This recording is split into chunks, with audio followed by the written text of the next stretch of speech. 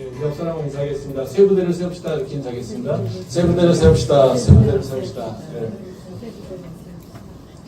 오늘은 이삭의 믿음이라고 하는 제목으로 말씀을 나누려고 합니다. 성경에서 가장 기억에 남는 좋은 믿음의 모델이 있다라고 하면 아마도 사람들마다 좀 차이가 있을 수 있겠지만 대표적으로 아마 다윗 그리고 또 베드로, 바울 이런 사람들이 그 기억이 날 것 같습니다. 다윗은 다 알다시피 모든 사람들이 골리앗을 두려워해서 다 두려워 떨고 있을 때 혼자 나가가지고 담대하게 싸워서 이기지 않습니까? 그것도 칼과 창 이런 것이 아니라 조약돌 2개 가지고 나가서 싸워서 다윗을 골리앗을 물리치게 됩니다. 그런 걸로 보면 정말 다윗은 정말 우리한테 보기에는 너무 멋진 그런 훌륭한 사람이죠. 또 베드로도 마찬가지죠. 예수님의 그 수제자일 뿐만 아니라 베드로의 특성은 성격이 되게 급하잖아요. 자기가 갖고 있는 생각이라든가 궁금증을 그저 예수님한테 그냥 가감없이 다 질문합니다. 때로는 꾸미지람도 듣지만 예수님한테 그 모든 것들을 해결하고 또 결국에는 나중에는 그 예수님을 위해서 자기 목숨을 드리면서까지 순교하는 사람이 바로 베드로죠. 바울에 대해서는 설명할 필요가 없겠죠. 예수님에 대해서 가장 핍박했던 자. 근데 다메섹 도상에서 예수님 만난 다음에 그의 인생 완전히 바뀌죠. 그래서 그의 그 뛰어난 논리력 그리고 율법에 대한 지식 이걸 통해서 복음을 전파할 뿐만 아니라 그 복음의 능력을 통해서 많은 사람들 또는 많은 교회를 세우는 것 이런 것들을 보면은 우리가 바울을 절대로 이제 놓칠 수가 없는 사람이라는 겁니다. 우리가 성경에 보게 되면 많은 믿음의 사람들이 있습니다.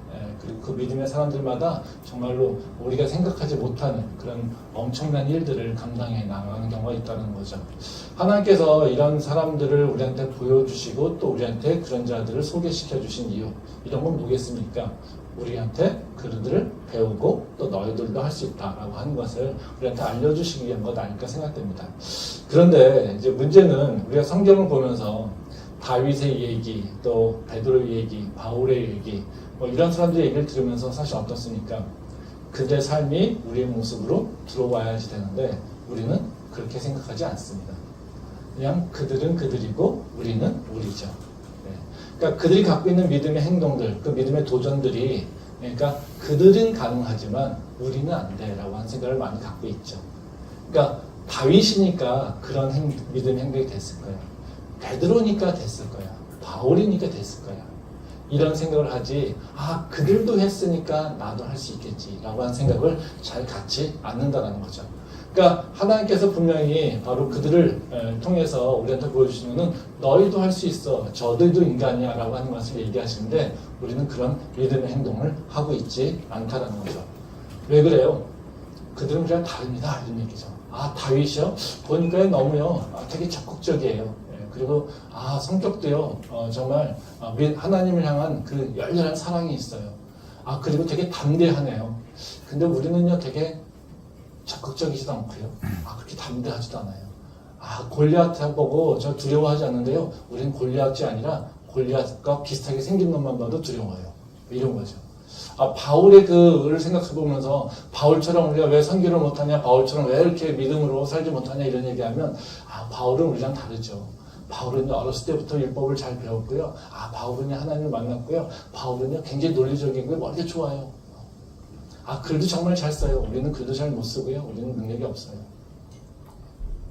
우리는 할 수 있는 게 없어요. 왜냐하면 저들과는 다르니까요. 성격도 다르고 그리고 그들이 갖고 있는 능력도 다르고 그들이 갖고 있는 경험도 다르기 때문에 우리는 하지 못해요 라고 하는 생각을 갖고 있다는 거죠. 많은 경우에 우리가 이제 그 하나님의 그 믿음으로 나가지 못하는 이유가 여러 가지가 있는데요. 보통 많은 경우가 우리의 환경과 우리의 모습들, 내 성향들, 성격들을 보고서 판단하는 경우가 많습니다. 나는 저렇게 적극적이지 않은데, 나는 좀 소극적이고, 나는 그리고 좀 내성적인데, 나는 다윗 같은 사람, 나는 바울 같은 사람, 이처럼 믿음의 행동을 하지 못할 것 같아. 이런 생각을 많이 한다는 거죠. 그래서 우리는 믿음의 행동보다는 자꾸 내 안에 갇혀 사는 경우가 많다는 겁니다. 근데 성경에 보면요, 우리처럼 내성적이고 소극적이고 그리고 아무것도 할 수 없어서 힘도 없는 존재, 그런 존재가 믿음의 조상으로 그리고 믿음의 능력으로 바로 그 삶을 열어가는 사람들이 있습니다. 그 대표적인 사람이 누구냐면 이삭입니다. 우리가 이삭하면 잘 기억이 되지 않죠. 근데 이삭은요, 성경에서 굉장히 중요한 인물입니다. 그래서 이거는 우리가 중요하게 여긴다는 것이 아니라 하나님께서 중요하게 여깁니다.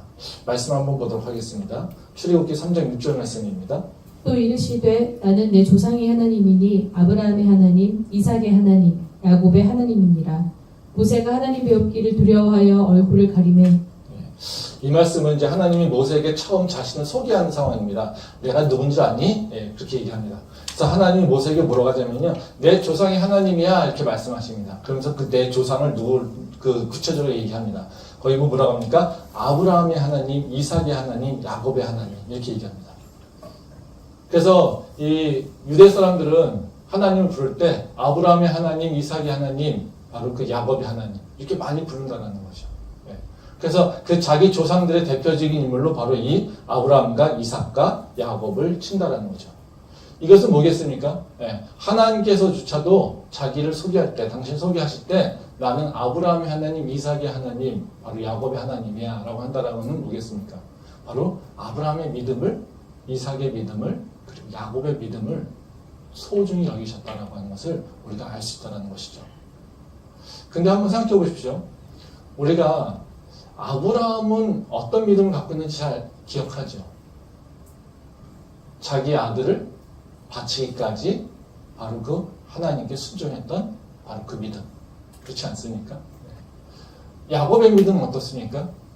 하나님의 그 축복권을 얻기 위해서 그 장자의 권한을 얻기 위해서 바로 그 형을 속이고 아버지를 속이고 했던 것들. 그래서 그 장자권을 엄청 얻기 위해서 고생하면서 평생을 살았던 모습. 그렇지 않습니까? 그래서 결국에는 바로 12지파의 바로 아버지가 됐던 야곱. 이삭하면 어떤 믿음이 생각납니까? 이삭의 대표적인 사건이 뭘까요? 이삭은 어떤 믿음을 소유했을까요? 이삭에 대해서는 우리가 잘 생각하지 못합니다. 왜냐하면요, 이삭은요, 자기가 주도적으로 한 것이 별로 없어요. 이삭은 언제 기억됩니까? 아브라함의 그 번제물, 또 야곱의 속임의 대상, 이렇게 된다는 거죠. 그 이유는 바로 이삭의 성품에 있다는 거죠. 그래서 우리가 이삭이라고 하는 것이 되게 중요한 존재인데, 바로 성경에서 굉장히 귀하게 하나님께서 내가 아브라함의 하나님, 이삭의 하나님이야 라고 얘기를 하고 있는데 우리는 사실 이삭을 잘 기억하지 못한다는 거죠. 그래서 오늘은 제가 다른 얘기를 하려고 하는 것이 아니라요, 바로 그 이삭의 믿음에 대해서 생각을 좀 해보려고 합니다. 이삭이 어떤 사람인지, 그리고 이삭이 어떤 믿음을 갖고 있는지, 그것에 대해서 좀 생각을 해보려고 합니다. 그래서 오늘은 첫 번째로는 이삭이 갖고 있는 성품적 특성이 뭔가 에 대해서, 그리고 이삭이 갖고 있는 가치관은 어떤 것입니까? 이런 것도 좀 생각해 보고요. 그 다음에 하나님께서 이삭을 통해서 어떤 믿음을 우리한테 원하십니까? 즉 이삭을 통해서 드러내시고자 하는 믿음의 그 특성이 어떤 것인지 이 두 가지 좀 한번 생각을 좀 해보도록 하겠습니다. 첫 번째로 이삭은 어떤 성품의 사람이었을까라고 하는 걸 생각해 보면요, 한 사람의 성품을 이렇게 딱 어떤 단어로 하나를 단정짓기는 어렵죠. 그렇지만 그 사람의 행동이라든가 그 행동의 특성이라든가 뭐 성격이라든가 어떤 사건에 대한 반응이라든가 이런 것들을 보면은 그 사람이 어떤 성향 또는 어떤 성격을 갖고 있다라고 알 수 있다는 겁니다. 근데 성경에서 이삭에 대해서 드러나는 그 성품을 보게 되면 두 가지 특성을 가지고 있습니다. 한 가지가 뭐냐면요, 이삭은 굉장히 수동적인 사람이라는 겁니다. 적극적이라기보다는 수동적인 사람이라는 거죠. 그러니까 자기가 맡겨 있는 환경을 적극적으로 바꾸고 그걸 대응해 나가려고, 그래서 그 환경을 싸워서 이겨나가려고 하는 사람이 아니라 그 환경에 대해서 되게 순응하며 그리고 그것에 대해서 그냥 수동적으로 반응하는 사람. 환경을 바꾸겠다는 사람이 아니라 환경에 수동적으로 내가 그냥 순응해 가며 사는 사람이 바로 대표적으로 이삭이라는 겁니다. 말씀 한번 보겠습니다. 창세기 22장 9절부터 12절 말씀입니다. 하나님이 그에게 일러주신 곳에 이른지라 이에 아브라함이 그곳에 제단을 쌓고 나무를 버려놓고 그의 아들 이삭을 결박하여 제단 나무 위에 놓고 손을 내밀어 칼을 잡고 그 아들을 잡으려 하니 여호와의 사자가 하늘에서부터 그를 불러 이르시되 아브라함아 아브라함아 하시는지라 아브라함이 이르되 내가 여기 있나이다 하매 사자가 이르시되 그 아이에게 내 손을 대지 말라 그에게 아무 일도 하지 말라 내가 내 아들 내 독자까지도 내게 아끼지 아니하였으니 내가 이제야 내가 하나님을 경외하는 줄을 아노라. 예. 이 말씀은 이제 아브라함이 이삭을 번제드리는 그 상황을 설명하고 있습니다. 여기 9절에 보면 뭐라고 나오면요, 아브라함이 이삭을 결박하여 제단 나무 위에 놓았다 이렇게 표현하고 있습니다. 근데 여기서 재밌는 건 뭐냐면요, 이 말씀 가운데 이삭의 행동이 기록되지 않습니다. 아브라함이 이삭에 대해서 한 행동은 나오죠. 이삭을 붙잡아서 결박하여서 제단 위에 넣었다는 거죠. 그러면 당연히 무슨 얘기 나와야 됩니까? 이삭이 아버지의 행동에 대해서 어떻게 반응했다, 즉 저항했다라든가 다퉜다라든가 뭐라든가 뭐 이런 얘기가 나와야 됩니다. 그렇죠? 근데 여기서는요 그런 행동이 하나도 나오지 않는다는 거죠. 뭐 이 사건을 통해서 이삭의 이삭에 대해서 나온 건 뭐냐면요, 가다가 물어봅니다. 아버지, 그런데요 우리 번제 드리는데 희생제물은 어디 있습니까? 이거 물어보는 게 다예요. 굉장히 중요한 사건이죠. 그러니까 어찌 보면 바로 그 아브라함이 이삭을 번제로 드린 사건은 그 주연이 아브라함일 수 있겠지만 그만큼 더 중요한 인물이 바로 이삭이라는 거죠. 왜? 이삭은 충분히 도망갈 수도 있어요. 그렇지 않습니까? 근데 이삭은 그런 행동을 하나도 하지 않아요. 어떻게 해요? 아버지 행동에 대해서, 아버지 결정에 의해서 그냥 따라간다는 거죠. 그거는 이삭이 엄청난 믿음을 갖고 있다라고 하는 것이 아니라요, 바로 이삭은 계속해서 그렇게 자기가 어떤 외부에서 결정된 사항에 대해서 그냥 받아들이고 순응하는 모습으로 살았다는 거예요. 또 다른 사건도 있습니다. 또 한번 보겠습니다. 창세기 27장 37절 말씀입니다. 이삭이 에서에게 대답하여 이르되 내가 그를 너의 주로 세우고 그의 모든 형제를 내가 그에게 종으로 주었으며 곡식과 포도주를 그에게 주었으니 내 아들아 내가 내게 무엇을 할 수 있으랴. 이제 이 말씀은 야곱이 그 이삭을 속이고 나서 에서라고 속인 다음에 이삭에게 장자의 축복을 받아갔습니다. 이제 그 이후에 이제 에서가 와가지고 축복을 해달라고 하니까 야, 내가 장자 축복은 줬는데 네가 진짜 에서냐? 그런다는 거죠. 그러니까 그 이삭이 아버지를 속이고 갔다는 것을 이제 이삭이 알게 됐어요. 그러니까 뭐 에서가 어때요? 막 분을 치고 화를 내고 엄청나게 열을 내면서 아버지한테도 이삭을 비난할 뿐만 아니라 아버지한테도 굉장히 컴플레인을 강하게 합니다. 그때 반응한 게 바로 이거예요. 이 말씀입니다. 그걸 뭐라고 합니까? 이삭이 에서에게 대답해 이르되 내가 그를 너의 주로 세우고 그의 모든 형제를 내가 그에게 종으로 주었으며 곡식과 포도주를 그에게 주었으니 그 뒤가 너무 어이가 없죠? 내 아들아, 내가 내게 무엇을 할 수 있으랴. 이미 끝났어. 아무것도 할 게 없어. 지금 축복은 누가 준 거예요? 축복 기도는 자기가 한 거죠. 그렇죠? 그때 야, 나 기도 끝났어. 이제 할 게 없어. 내가 아무리 난리쳐도 소용없어. 이미 끝난 일이야. 야곱이 다 가져갔어. 어쩔 수 없어. 여러분의 아빠가 그런 얘기를 했다면 어떡하겠습니까? 그쵸? 도대체 이해가 안 되죠. 이해가 안 되는 사람입니다. 근데요, 이삭은요, 결정대로 받아들이는 사람이에요. 야, 하나님께서 그렇게 축복하시라고 한 것 같아. 그런 게 이런 일이 일어난 거지. 어쩔 수 없어.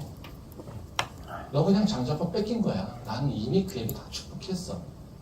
너에게 더 이상 축복해 줄 게 없어. 이러고 그렇게 그냥 끝나버린다는 거죠. 이삭의 모습을 보게 되면요, 이렇게 다 수동적이에요. 뭔가 자기가 원하는 것이 있고 그걸 이루려고 하고 그거를 환경을 극복하려고 싸우고 나가는 것, 이런 모습이 보이지 않아요. 그냥 주어졌어? 그러면 그거 받고. 아버지가 야, 리브가가 너희 아내야. 아무 얘기가 없습니다. 그 아내가 좋다, 싫다 이런 얘기도 없어요. 아, 그게 내 사람인가 보다. 그냥 그 받아들여. 그러니까 이삭의 삶을 보게 되면 다 그냥 받아들이고 그냥 인정하고 그렇게 살아야죠. 이런 모습이란 거죠. 이게 어찌 보면 지금의 우리의 대표적인 보통의 사람들 모습 아닐까요? 뭐 이렇게 투정적으로 뭐 다윗처럼 골리앗을 보면서 모든 사람들이 다 지금 움츠리고 있는데 다윗처럼 나가서 저 골리앗이 저거 정말 말도 안 되는 짓을 하고 있네. 우리를 모욕하고 있네. 아, 하나님의 이름을 욕되게 하고 있네. 아, 이러면서 우리가 저놈 내가 가서 저 엎어뜨릴 거야. 그러면서 할 놈이 사실 이 시대에 얼마나 있겠습니까? 우리 할 수 있겠습니까? 다윗처럼. 대부분 사람은 다윗처럼 못합니다. 우리가 바울처럼 그렇게 할 수 있습니까? 우리가 베드로처럼 그런 신앙, 믿음의 모습을 볼 수 있습니까? 아, 물 위에서, 배에서 예수님이 물 위를 걷어오니까 우리가 그 모습 보고서 아, 예수님 나도 물 위를 걷게 해주세요. 이런 얘기 우리가 할 수 있을 것 같습니까? 우리는 기도의 시간에 막 은사를 받으면서 해도 우리는 어때요? 누군가가 굉장히 성령이 충만한 건데 기도하면 야, 저 사람 은혜 많이 받나 보다 그러지 나도 저렇게 은혜 받고 싶네 이런 생각 합니까? 그렇지 않거든요. 대부분의 사람들은요, 사실 이삭처럼 순응적이고요, 받아들이고요, 그리고 그냥 있는 환경에서 내가 할 수 있는 일을 찾는 게 대부분의 모습이라는 거죠. 그래서 적극적인 것을 우리가 요구하고 있지만 사실 많은 사람은 자기가 수동적이고 자기는 소극적이라고 생각하는 경우가 있다는 거죠. 이삭도 우리랑 별반 다른 게 없습니다. 소극적이고요, 수동적이고요, 그냥 평범한 성품을 갖고 있었다는 게 바로 이삭의 성품의 특성이라는 겁니다. 두 번째로 이삭이 갖고 있는 특성은 뭐냐면요, 우리랑도 되게 비슷해요. 힘하고 권력의 그 영향력을 잘 알고 있었어요. 그러니까 이 힘과 권력이라고 하는 것이 얼마나 중요한지, 얼마나 영향력 있는지 알고 있어서요, 그 힘 있는 사람, 권력 있는 사람을 두려워했습니다. 그게 이삭의 모습이에요. 말씀 한번 보도록 하겠습니다. 창세기 21장 9절 말씀입니다. 사라가 본즉 아브라함의 아들 애굽 여인 하갈의 아들이 이삭을 놀리는지라. 이 말씀은 이삭의 성장 환경을 잘 보여주고 있습니다. 그 이삭은 형이 있었죠? 이스마엘입니다. 이스마엘은 힘이 세고요. 그리고 이스마엘은 이 이삭보다 훨씬 나이가 많습니다. 그래서 이삭이 자라날 때 어떤 일이 있었냐면요, 맨날 이스마엘한테 얻어맞았어요. 그래서 하도 얻어맞으니까 어때요? 아버지가 이스마엘을 쫓아내잖아요. 그렇죠? 그러니까 이 이삭이 자라나면서 자기 형, 그 이스마엘이 자기보다 힘이 세요. 그러니까 그 이스마엘한테 맨날 얻어맞고 그 힘, 그 폭력에 시달렸다는 거죠. 힘하고 폭력에 의해서 시달렸던 사람은 어땠습니까? 그 힘과 폭력이 얼마나 센지 알고 있죠. 그러니까 어떻게 해요?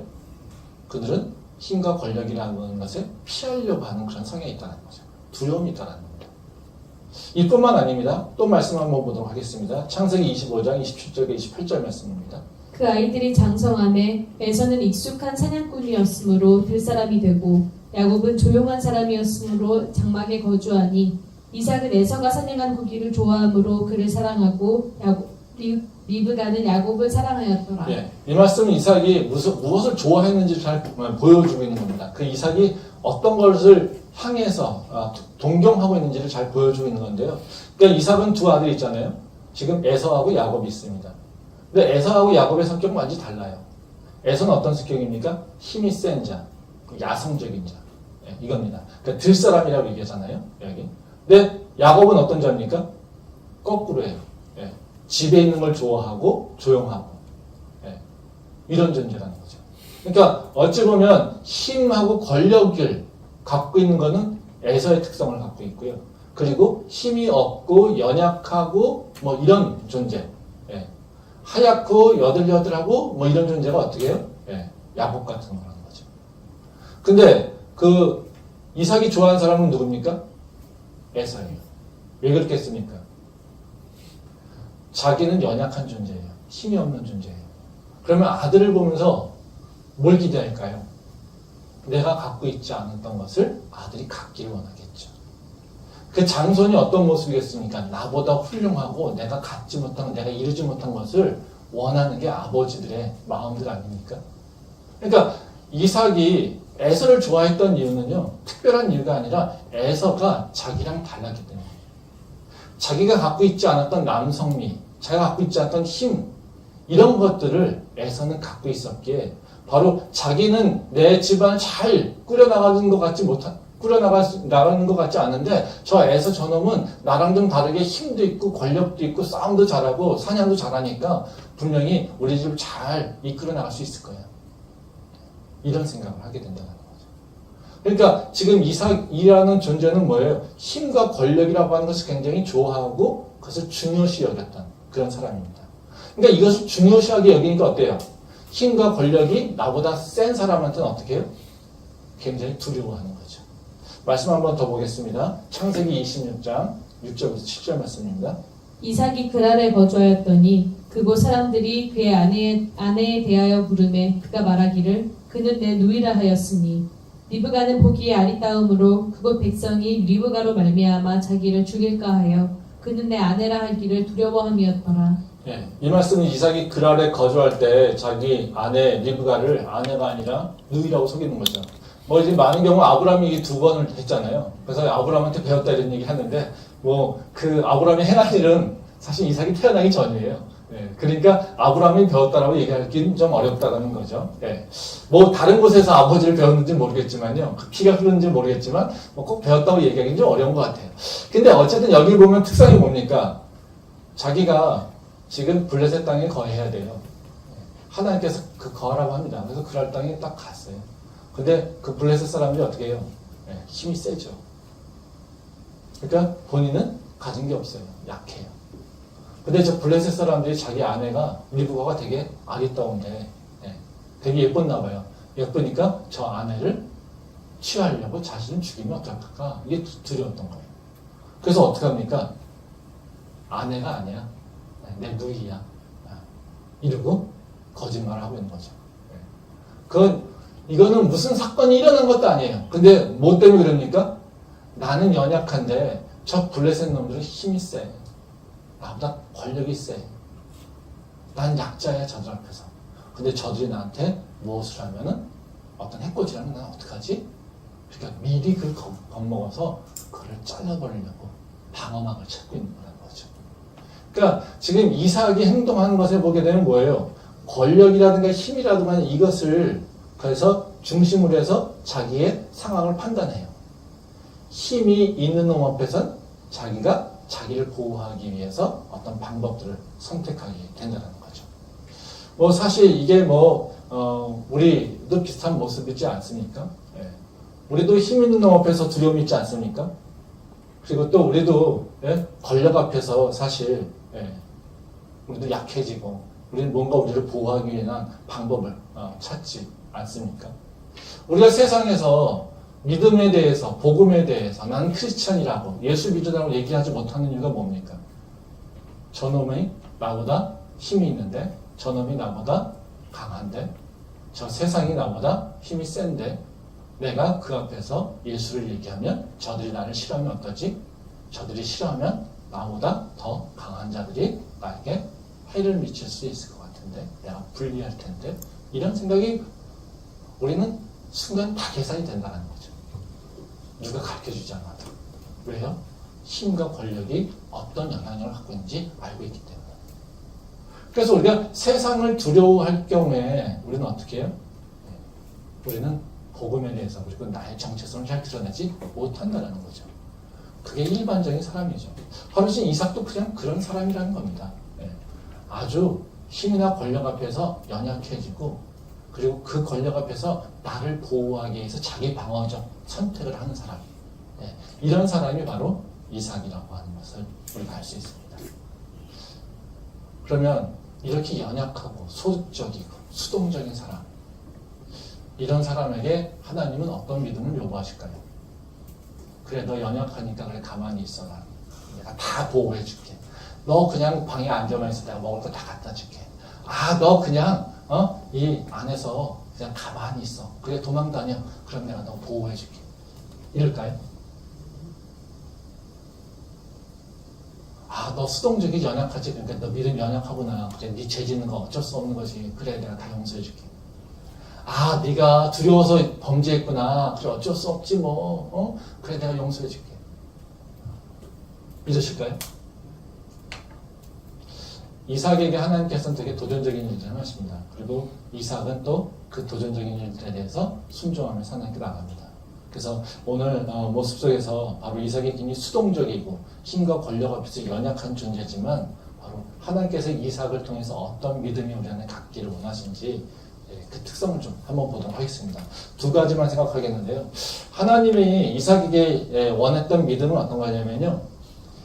세상을 두려워할 때 그 두려움을 하나님을 의지함으로 이기기를 원했습니다. 즉 세상을 두려워할 때 이 두려움에 눌리는 것이 아니라 하나님을 의지함으로 그 두려움을 이겨내기를 원하신 게 바로 하나님이라는 거죠. 말씀 한번 보겠습니다. 창세기 26장 2절부터 6절 말씀입니다.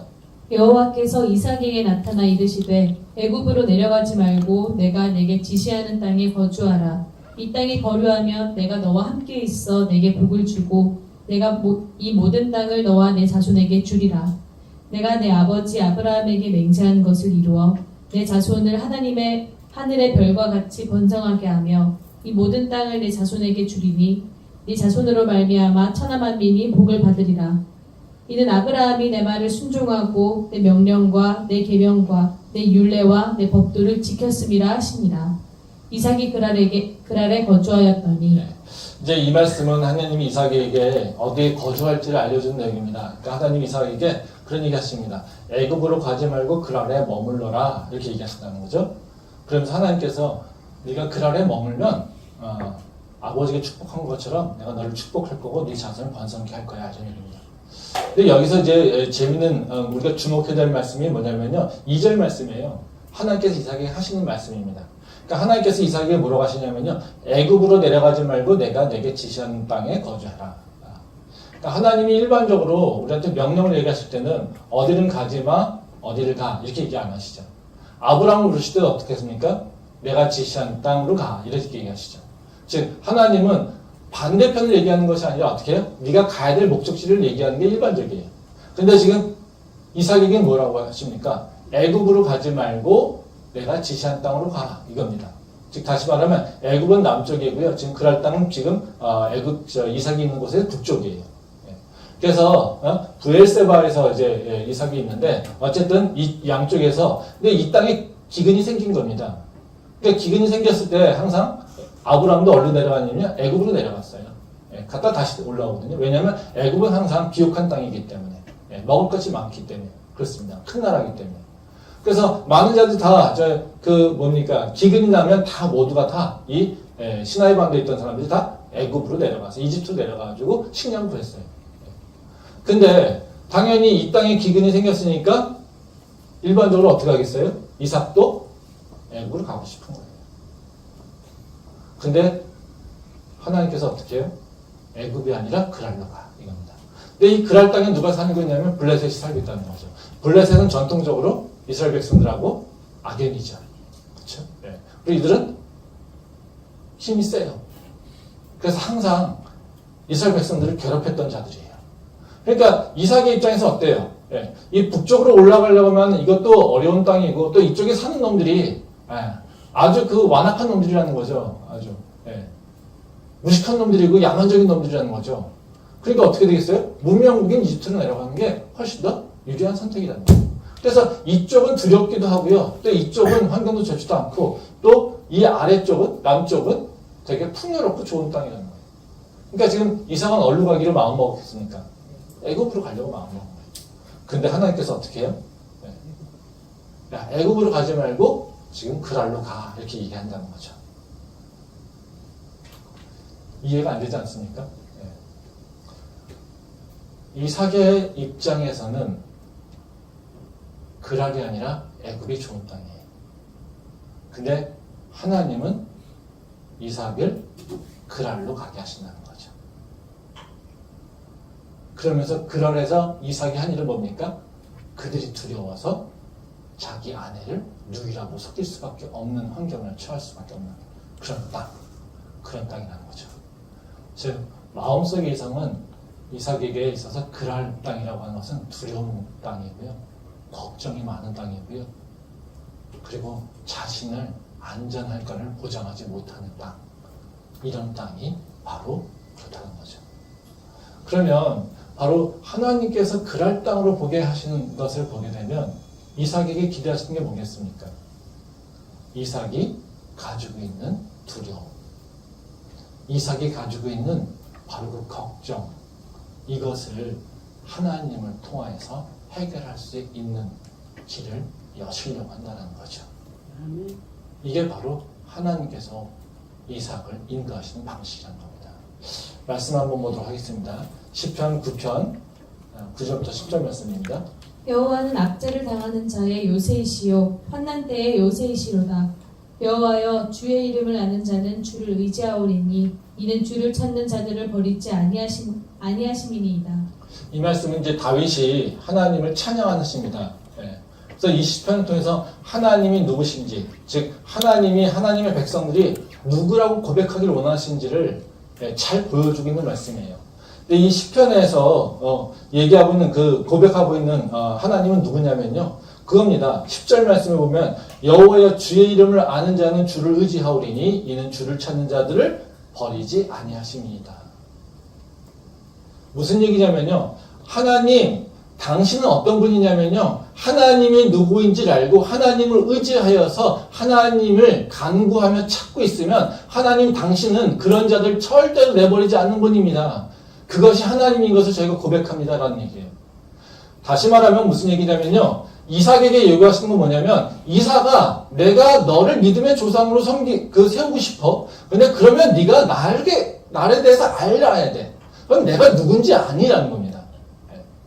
그러면 하나님께서 이삭을 통해서 나에게 알고 싶어하는 건 뭡니까? 이삭의 약한 점, 이삭의 연약한 점, 이삭의 부족한 점들, 바로 육체에 이끌려가는 점들을 하나님께서 고치기를 원하신다는 거죠. 지금 이삭의 육체적 특징은 뭡니까? 수동적이고요, 겁이 많고요, 힘과 권력이 센 것을 알고 있어요. 그래서 나보다 힘이 세고 권력이 있고 한 자들, 그런 자들을 피해서 도망가고 싶어하는 것, 바로 이삭의 마음이라는 거죠. 근데 하나님께서는 뭐라고 하십니까? 이삭아, 너가 알아야 될 것은 뭐냐면, 네가 어떤 환경이 있든지 간에, 너가 두려운 환경이 있든지 간에, 어려움이 있든지 간에 상관없이 너가 나를 알고 있고 나를 의지하고 있고 나를 찾고 있으면 나는 그런 자들에게 언제나 바로 보응하고 언제나 지키고 절대로 그들을 포기하지 않는 자가 바로 하나님 나야 라고 하면서 얘기한다는 거죠. 우리가 믿음이 있다라고 하는 건 어떤 겁니까? 하나님이 누군지를 알고 하나님이 나에게 어떤 분인지 알고 그분과 동행하는 것이 믿음이라고 우리가 항상 정의하지 않습니까? 바로 하나님과 나에게 관계성이 바로 우리의 믿음이라는 겁니다. 그냥 내가 원하는 것을 믿습니다. 그러면 주시죠. 이런 것이 믿음이 아니라 하나님과 나하고의 관계가 형성되는 것이 믿음이라는 거죠. 그러면 내가 하나님하고 동행하려면 하나님이 나한테 무엇을 원하시는지, 뭘 기대하시는지를 알아야 된다는 거죠. 그러면 하나님을 어떻게 정의하기를 원하시냐면, 하나님은 절대로 그를 찾는 자를 버리지 않아. 하나님은 절대로 그를 의지하는 자를 절대로 저버리지 않아. 하나님은 세상 가운데서 힘들고 어려웠을 때도, 바로 그 어떤 환경 가운데서도, 그 어떤 누가 대적한다 하더라도 하나님을 의지하고 구하는 자, 그 자들을 절대로 놓치지 않아. 이게 하나님이 당신을 우리에게 선포하시는 모습이라는 거죠. 다윗이 경험하고 나서 하나님을 찬양한다고 하면서 얘기하는 게 뭡니까? 바로 그 얘기잖아요. 하나님은 하나님을 알고 하나님을 의지하고 하나님을 구하고 찾는 자들에게 절대로 은혜를 저버리지 않는 분인 것을 저희가 압니다. 이 고백을 다윗이 하고 있잖아요. 바로 하나님이 이삭에게도 원하셨던 건 다른 것이 아니라 바로 그것이라는 거죠. 말씀 한 번 더 보도록 하겠습니다. 창세기 26장 8절부터 13절 말씀입니다. 이삭이 거기 오래 거주하였더니 이삭이 그 아내 리브가를 껴안은 것을 블레셋 왕 아비멜렉이 창으로 내려본지라. 이에 아비멜렉이 이삭을 불러 이르되 그가 분명히 내 아내거늘 어찌 내 누이라 하였느냐. 이삭이 그에게 대답하여되 내 생각에 그로 말미암아 내가 죽게 될까 두려워하였음이로라. 아비멜렉이 이르되 내가 어찌 우리에게 이렇게 행하였느냐. 백성 중 하나가 내 아내와 동침할 뻔하였도다. 네가 죄를 우리에게 입혔으리라. 아비멜렉이 이에 모든 백성에게 명하여 이르되 이 사람이나 그의 아내를 범하는 자는 죽이리라 하였더라. 이삭이 그 땅에서 농사하여 그 해에 100배나 얻었고 여호와께서 복을 주심으로 그 사람이 창대하고 왕성하여 마침내 거부가 되어. 예. 이 말씀은 이제 이삭이 들어왔던 것들이 해결되는 방향이에요. 그러니까 다시 말하면 하나님께서 이삭에게 그랄 땅으로 가. 근데 이삭은 어떻게 해요? 그 땅 가면 블레셋 놈들이 있는데, 그 야만인들이 있는데, 저놈들이 내 아내를 때문에 나를 죽일 수도 있는데, 그 땅에 나보고 가라고? 이런 마음으로 있겠죠. 근데 이삭은 어떻게 해요? 소극적이잖아요. 수동적이잖아요. 또 믿음은 있어요. 그러니까 블레셋 두려워. 근데 또 어떻게 해요? 하나님 말씀도 드려요. 그러니까 이삭이 어떻게 해요? 하나님 말씀 따라서 어쨌든 간 거예요. 이게 믿음이죠, 사실은. 그렇죠? 네. 그리고 걱정하면서 갔겠죠. 그러니까 어떻게 자기 나름대로 지금 계속해서 잔머리를 굴린 거죠. 가서 하나님께서 뭐 하시게 하겠지만, 그래, 그냥 우선 속이자. 내 아내를 아내라고 하지 말고 여이라고 하자. 이러면서 자기 나름대로 자기의 그 소심한 마음에 지금 거짓말을 한 게 바로 내 누이예요, 이런 거예요. 근데 하나님께서 뭘 보십니까? 네가 그 땅에 가면 내가 너를 축복할 거야, 이런 얘기는 약속하시잖아요. 그래서 그 약속 믿고 간 거예요. 그러니까 어떤 일이 나요? 속이면서 있는데 아내를 아는 것을 지금 본 거예요. 아비멜렉이. 그래서 너 왜 속였냐 이렇게 얘기하는 거죠. 그럼 사실 어떻게 해요? 왜 속였냐 하면서 어떻게든 이삭을 뭔가 벌을 주거나 해야 되잖아요. 근데 뭐라고 합니까? 아비멜렉이. 거기 11절에 보면 그런 얘기 합니다. 아비멜렉이 이에 모든 백성이 명하여 이르되 이 사람이나 그의 아내를 범하는 자는 죽이리라. 그렇게 얘기하죠. 그리고 내쫓았습니다. 근데 내쫓고 나니까 어떻게 해요? 13절에 보면 어떻게 해요? 그 사람이 창대하고 왕성하여 마침내 거부가 되었다. 이삭이 어떻게 해요? 그 땅에서 거부가 됐다는 거죠. 이건 하나님께서 약속하신 것이 이루어지는 것을 지금 보여주고 있습니다. 바로 하나님이 애굽으로 가려고 했던 그 이삭을 다시 끌어서 그랄 땅으로 북쪽으로 가게 합니다. 그러면서 뭐라고 했습니까? 내가 명한 땅으로 가게 되면 내가 너 자손을 창대케 할 것이고 내가 너를 풍요롭게 할 거야. 이게 약속하신다는 거죠. 근데 지금 어떻게 해요? 이삭이 블레셋에 가기 싫어요. 근데 어떻게 해요? 억지로 갔어요. 그랬더니 하나님께서 그 약속을 그대로 이루시는 것을 다시 보여준다는 거죠. 이걸 경험하면서 뭐라고 했겠습니까? 맞아, 이삭은. 맞아. 내가 두려워서, 세상을 두려워해서 도망가는 것보다 그래, 하나님 말씀을 따라가는 게 맞지. 라고 하면서 고백하지 않았겠습니까? 이게 이삭이 바로 하나님이 지금 아까 시편에서 얘기하고 있는 하나님을 알고 하나님을 구하고 하나님을 의지하고 나가는 자들, 그리고 하나님의 말씀을 따라 살려고 하는 자들, 그런 자들에게 하나님은 절대로 은혜를 저버리지 않는다라고 하는 그 약속의 말씀을 바로 이삭은 지금 경험하고 있는 거라는 거죠. 하나님께서 우리한테도 연하신 게 그겁니다. 우리도 똑같은 모습 아닙니까? 세상이 두려워서 우리는 자꾸 딴 길로 가죠. 우리는 하나님이 우리의 삶의 주인 되신 것을 우리가 잘 알지 못하고 우리한테 보이는 건 뭡니까? 계속해서 하나님 말씀보다는 세상의 것들, 이게 보입니다. 그때마다 우리는요, 하나님의 말씀을 선택하는 것보다는 우리는 연약하니까, 난 소극적이니까, 난 수동적이니까, 난 힘이 없으니까, 그렇죠? 그래서 우리는요, 세상을 따라가는 경향이 많다는 거죠. 근데 하나님은 어떻게 해요? 그것은 믿음이 아니라고 얘기한다는 거예요. 네가 세상이 두려워? 그럼 나를 더 의지해. 나는 나를 의지하는 자를 절대로 저버리지 않아. 너가 세상이 두려워서 세상에 굴복하면 그들은 너를 착취하게 돼 있어. 근데 나는 나를 알고 나를 구하고 나를 찾는 자들에게 나는 절대 그들을 저버리고 그들을 포기하지 않아. 이게 나야. 이것을 얘기하신다는 거죠. 믿음요, 수동거, 그리고 두려움, 이런 것이 아닙니다. 세상에 두려움이 있다면요, 그 두려움을 믿음으로 이기길 원하시는 것이 하나님입니다. 왜? 하나님은 우리가 두려워하는 것보다 훨씬 더 강한 분이고요, 전능하신 분이고요, 그리고 모든 것을 통치하시는 이 땅의 창조주시기 때문에 그렇습니다. 그 하나님을 믿고요, 주님을 신뢰하고 세상을 두려워하는 것이 아니라 하나님을 의지하고 나갈 수 있는 우리 모두 될 수 있기를 소망합니다. 두 번째로 이제 하나님께서 이삭에게 원하시는 건 뭐냐면요. 세상에 대한 적극성이 아니라요. 믿음에 대한 적극성이 있기를 원합니다. 그러니까 세상의 문제에 있어서는 소극적일 수 있어요. 그래서 수동적일 수 있어요. 근데 우리의 행동은 뭐냐면요. 믿음을 드러내는 적극성이 있어야 된다는 거예요. 그게 하나님께서 우리에게 원하시는 믿음의 모습이라는 거죠. 말씀 보도록 하겠습니다. 창세기 26장 20절부터 24절 말씀입니다. 그날 목자들이 이삭의 목자와 다투어 이르되 이 물은 우리의 것이라 하매 이삭이 그 다툼으로 말미암아 그 우물 이름을 에색이라 하였으며 또 다른 우물을 팠더니 그들이 또 다툼으로 그 이름을 신나라 하였으며 이삭이 거기서 옮겨 다른 우물을 팠더니 그들이 다투지 아니하였으므로 그 이름을 르호봇이라 하여 이르되 이제는 여호와께서 우리를 위하여 넓게 하셨으니 이 땅에서 우리가 번성하리로다 하였더라. 이삭이 거기서부터 브엘세바로 올라갔더니 그 밤에 여호와께서 그에게 나타나 이르시되 나는 내 아버지 아브라함의 하나님이니 두려워하지 말라. 내 종 아브라함을 위하여 내가 너와 함께 있어 내게 복을 주어 내 자손이 번성하게 하리라 하신지라. 아멘. 이 말씀은 이제 우리가 이삭의 믿음의 행동 중에서 가장 인상적이고 가장 특징적인 그런 모습입니다. 이제 이삭이 그랄 땅에 거하면서 이제 속이고 나서 이제 쫓겨나잖아요. 그래서 거부가 됐어요. 그러니까 이삭의 그랄 골짜기에서 살게 됐다는 거죠. 근데 이제 거기서 농사지어야 되잖아요. 그러니까 농사지니까 뭐가 필요해요? 물이 필요하죠. 그러니까 물을 팔려고 우물을 판 거예요. 근데 이제 이삭이 지금 거부가 됐잖아요. 그러니까 블레셋 놈들이 이삭을 보고 있겠죠. 어떻게 했습니까? 시기가 난 거예요. 저놈이 우리를 속였는데 저놈은 쫓겨나가지고 잘 살아. 그렇죠? 우리는 지금 힘들고 있는데 저놈은 거부가 됐어.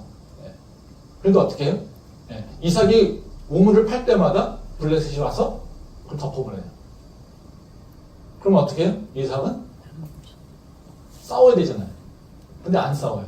왜요? 수동적이고 겁이 많죠. 그러니까 어떻게 해요? 놓고 가요. 딴 데. 딴 데 가서 또 파요.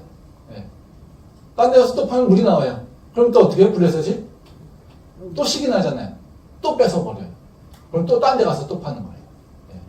이런 일들이 반복되고 있다는 거예요. 그래서 여기 보면 이삭이 이 말씀에 보면 우리가 확실히 드러나는 건 뭐예요? 우물을 여러 번 팠어요. 에색이라고 하는 우물. 다툼, 싸움이라는 뜻이고요. 신나. 이거는 대적하는 것을 얘기하고 있는 거고요.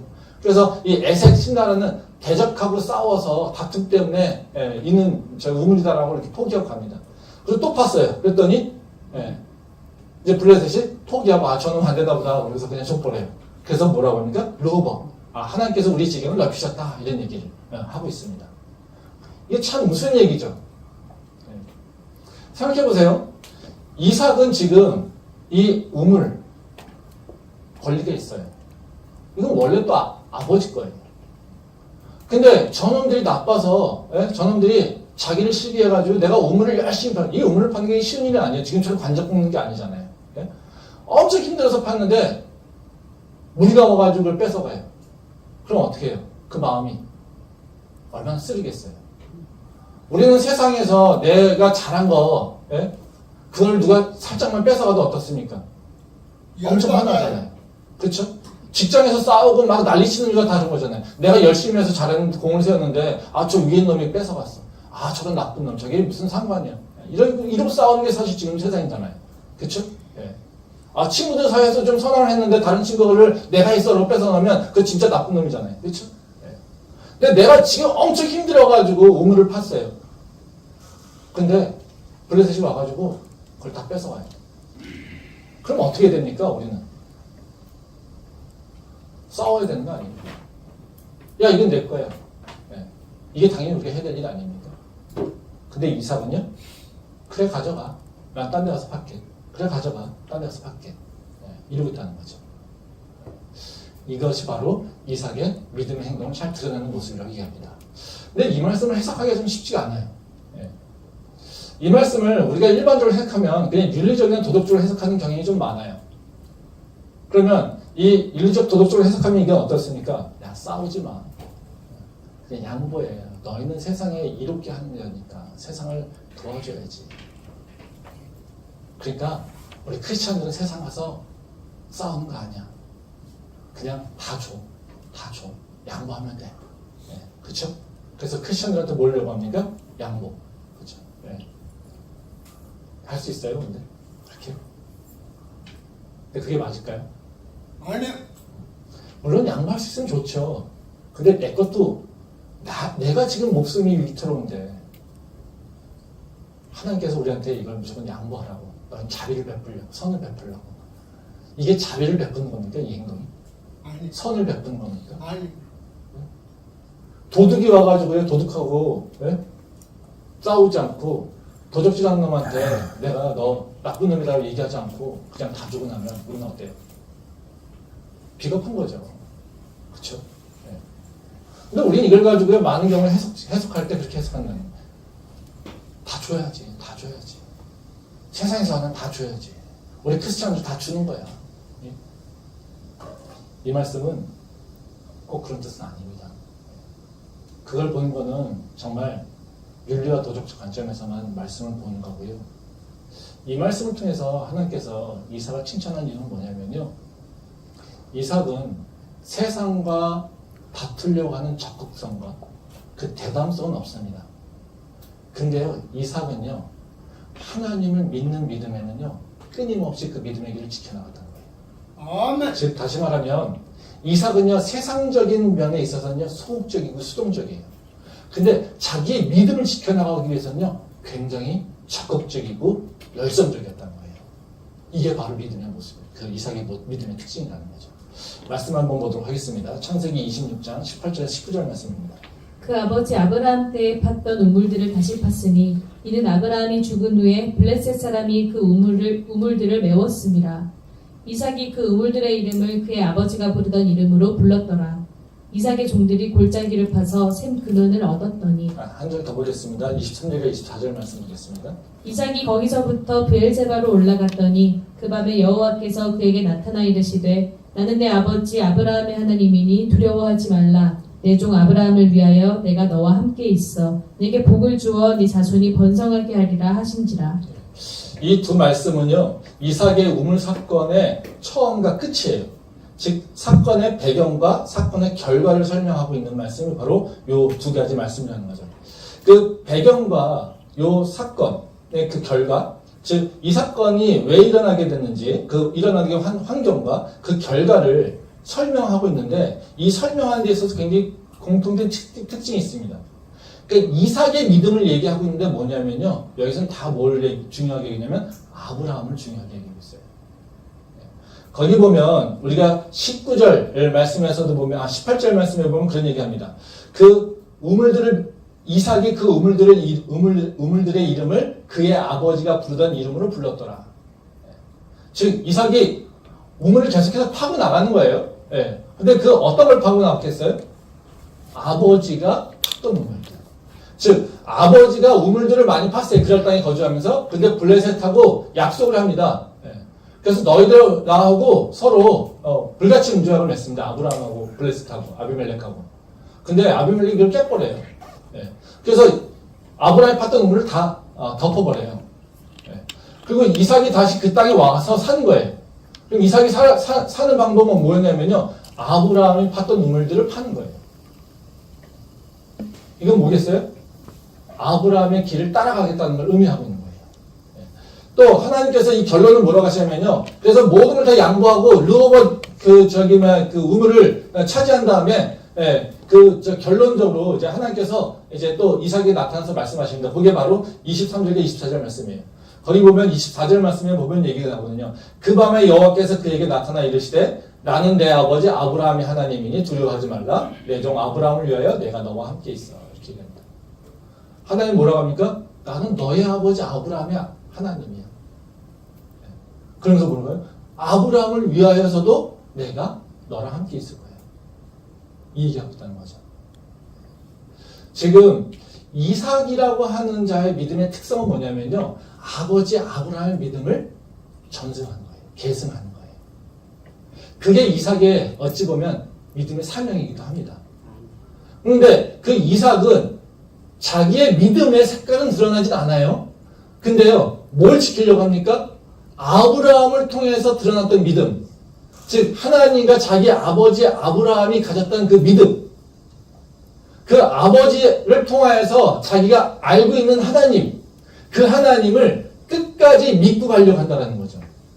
그래서 그 수동적이고 소극적인 것은 뭡니까? 되게 리스크를 최소화하겠죠.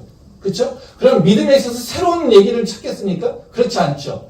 내가 봐왔던 믿음의 모습들, 내가 받았던 믿음의 조상들의 모습들을 따라가겠죠. 그게 왜? 가장 안전하잖아요. 그러면 이삭의 입장에서는 뭐겠어요? 그 그랄 땅이 자기한테는 익숙하진 않아요. 혼자 살아야 돼요. 근데 어떻게 해요? 그 땅에서 이길 수 있는, 잘 살 수 있는 방법은 바로 수동적이고 소극적이지만 그 자기가 살 수 있는 방법은 뭐예요? 아버지 아브라함의 길을 따라가는 거예요. 아버지는 어떻게 해요? 계속해서 믿음으로 살았어요.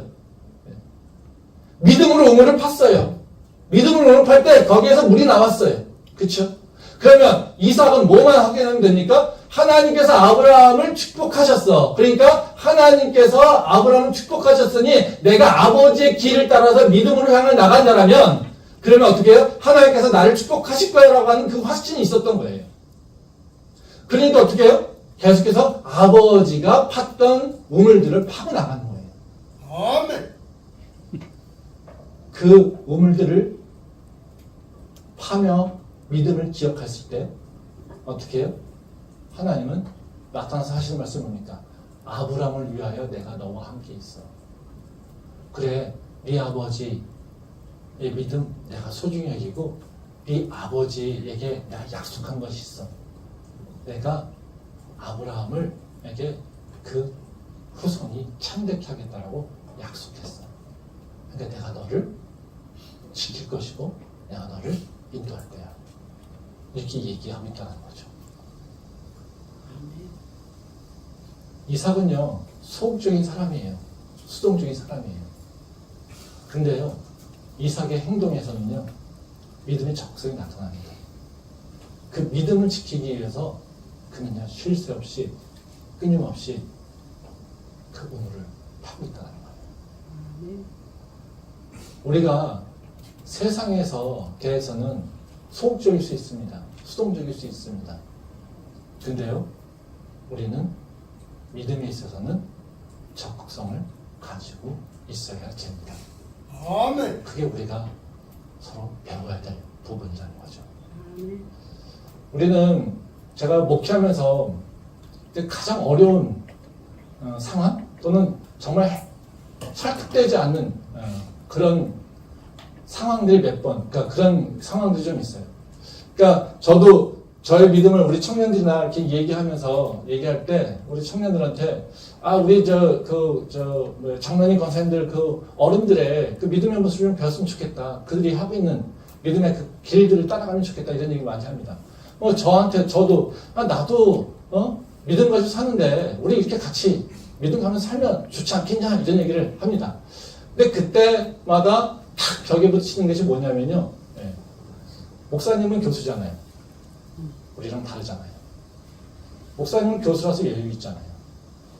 우리는 지금 얼마나 힘든지, 우리는 얼마나 바쁜지, 그리고 우리는 얼마나 어려운지, 환경이 우리는 얼마나 빡빡한지 목사님은 모르시잖아요.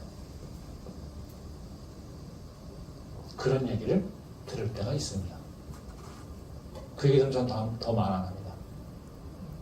아무리 설득해도 되지 않기 때문에 그렇습니다. 근데요, 제가 지난주에 4주 동안 그 군선교 갔었습니다. 4주 동안 군선교하면서 창업 관련돼서 이렇게 청년 창업 이런 얘기하고 강의하고 기획서 쓰고 이런 것들 강의했는데 이제 나중에는 질문 여러 개 받다 보니까 관련된 거 아니까 다른 거 질문도 됩니까? 그래서 교회, 믿음 이런 거에 대한 질문을 하더라고요. 근데 질문 하나가 그거였어요. 근데요, 궁금한 게 있는데 목사님은 부대에 왜 왔어요? 목사이고 교수고 부족한 게 없는데 왜 이 군대 와가지고 이 더위에 와서 강의하시죠? 이게 되게 재밌지 않습니까? 제가 그 얘기를 들으면서 되게 충격이었어요. 한쪽에서 우리 교회는 목사님은 목사니까요, 교수니까요. 우리는 못해요. 당신하고 틀려요. 근데 이들은 당신은 목사인데, 당신은 교수인데, 왜 이런 곳에 와요? 안 와도 되는데. 이게 너무 웃기지 않습니까? 저는 똑같잖아요. 웃겨요. 예, 한쪽에서는 목사고 교수니까, 예? 믿음으로 사는 게 당연하다고 얘기하는 거고, 또 너는 목사고 교수니까, 너가 왜 부족한 게 없는데 왜 믿음으로 교회 일을 하고 있냐. 이렇게 얘기하고 있는 거예요. 그럼 어느 게 맞는 건가요? 어느 게 맞는 건가요? 예? 예.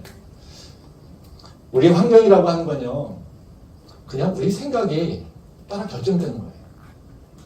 우리는 우리의 환경과 우리의 조건, 이거에 따라서 나의 삶이 결정되지 않아요. 아멘. 내 생각으로 내 환경을 이해해서 내가 그 생각대로 가게 되면 결국에 내 삶은요, 내 생각 속에 갇혀버려요. 더 이상 확장되지 않아요. 내가 수동적이라고 하면요, 내 환경을 맨날 수동적으로 볼 거예요. 그럼 어떻게 해요? 내 삶은요, 계속해서 수축될 거예요.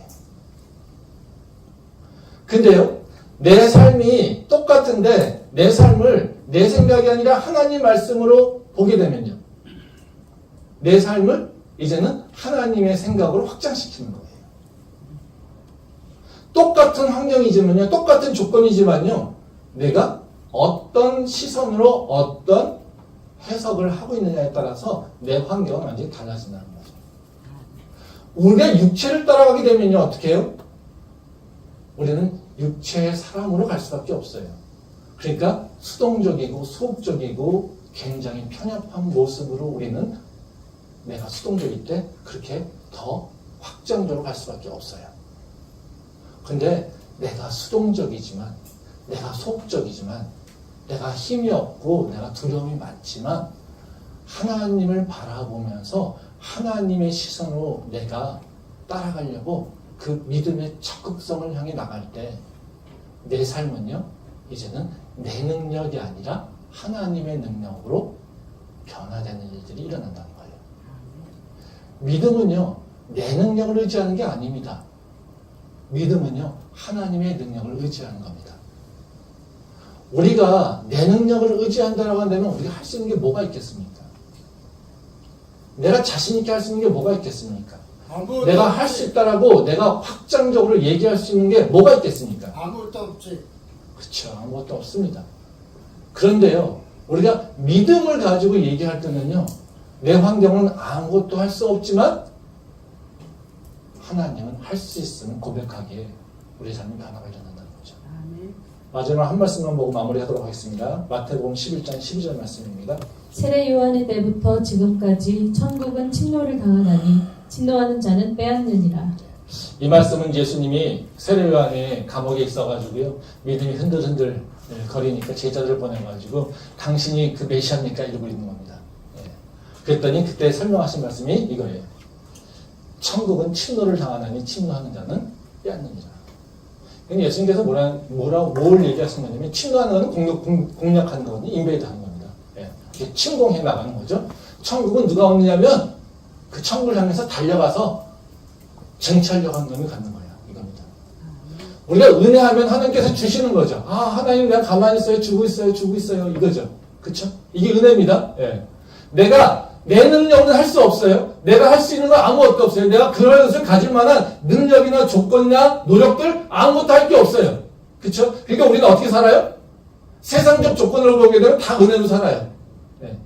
근데요, 하나님께서는 우리한테 원하시는 게 있어요. 뭘요? 믿음이 열심히 해요. 내가 너한테 은혜를 다 줄 거야. 근데 너는 나한테 은혜를 사모하는 마음이 있어야 돼. 이겁니다. 네가 네 능력을 할 수 없지만 네가 믿음의 마음을 가지고 믿음을 향해 달려나올 때 나는 너에게 더 큰 축복을 줄 거야. 이렇게 얘기하신다는 거죠. 우리의 모습이 아니라요, 우리는 믿음을 가지고 사는 거예요. 내 마음을 가지고 사는 게 아니라요, 하나님을 향한 믿음을 가지고 사는 거예요. 아멘. 그 믿음이 내 인생을 바꾼다는 겁니다.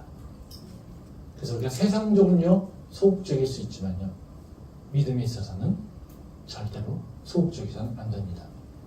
세상이 두려워요? 기도만 하면 됩니다. 세상에 나갈 힘이 없어요? 주님 앞에 엎드려 기도하시면 됩니다. 아멘.